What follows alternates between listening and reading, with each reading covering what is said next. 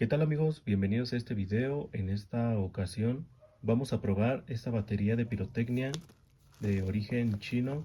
Como pueden ver, así es. Me llamó mucho la atención que viene en forma triangular. Y pues nada, vamos a ver qué efectos tiene.